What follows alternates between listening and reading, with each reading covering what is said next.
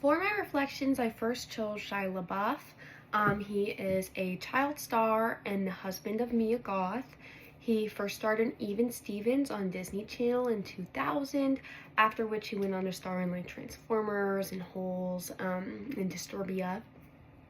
Spending wise, we can absolutely see based on like paparazzi photos of him like in his 20s that he spent a lot of money on like excessive designer purchases and like drinking and stuff.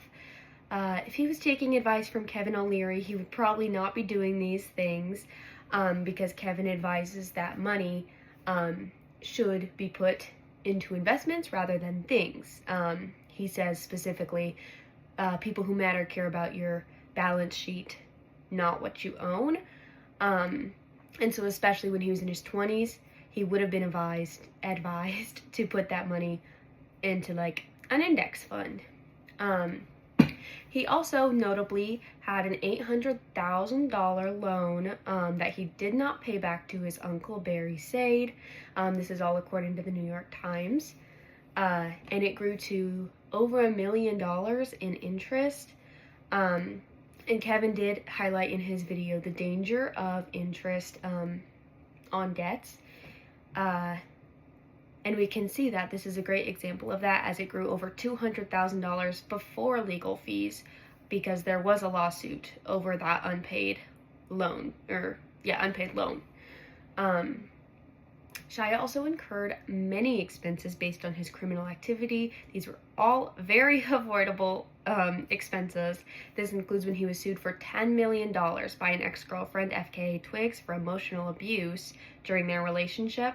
He paid hundreds of thousands of dollars in bail between multiple arrests, with the most recent being this February at Mardi Gras when he got into a fight in the street and in divorce and custody battles for Mia Goth.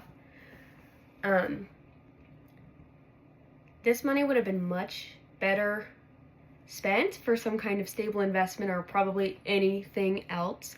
Kevin also advised in his video not to fall victim to ladies, leverage, or liquor. And alcohol and other substance abuse has played a huge role in Shia's behavior. Even now, his net worth is still $25 million, so theoretically he's not doing that bad. He's working on smaller projects now, although he did develop his skill set.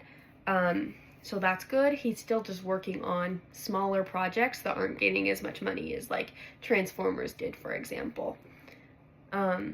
He definitely did not reach the potential he could have if he had been more financially responsible and also less of a criminal.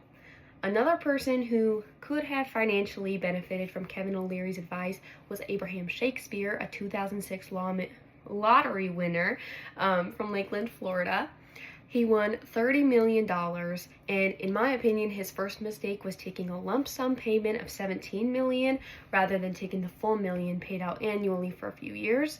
And he had reported, actually, according to Tampa Bay Times, that after taxes, his winnings were only $11 million, which is 36% of his original winnings. That's already a huge loss just because of impatience and unwillingness to be uncomfortable for a little bit, because that money could have grown exponentially with compound interest over time. According to Tampa Bay Times, he went on to buy multiple new vehicles and a new home, as well as engaged in a lot of philanthropy in his community. He's reported to have paid the mortgages of 2 strangers, loaned that amounts up to $600,000 to multiple people, and gifted family members thousands of dollars each. Although I think philanthropy is wonderful and important, this probably was not the smartest financial move, and definitely would not have been advised by Kevin O'Leary. Kevin O'Leary probably would have recommended that this money was invested before he started giving it away, if he was advised to give it away at all. Kevin also had stated in the video that you shouldn't be paying for an expensive like portfolio manager for your investments. And one thing with Abraham Shakespeare, he had a financial manager who was actually scamming him out of a lot of money. Her name was Dee Dee Moore, and she was draining millions of dollars from him, including when she purchased his home that he bought for $1.1 million for $660,000 just a few years later. And she owned all of his assets and was just raiding them. Eventually, this is the cause of his death, as she murdered him before he was going to find out that she had been doing this to him. The family has now been awarded to his family, which is good. The last person who could have benefited from some financial guidance was Dorothy Hamill. She was an Olympic athlete, a figure skater, and she took gold in 1967 in Austria. According to the American bankruptcy issue, she purchased the bankrupt company Ice Capades, attempting to revitalize it by starring in the shows. She bought them out of bankruptcy, and on top of that, paid $6 million for the company. It's unclear if that was in attempts to revitalize it or for the initial purchase. This failed, and she ended up filing for personal bankruptcy in 1996.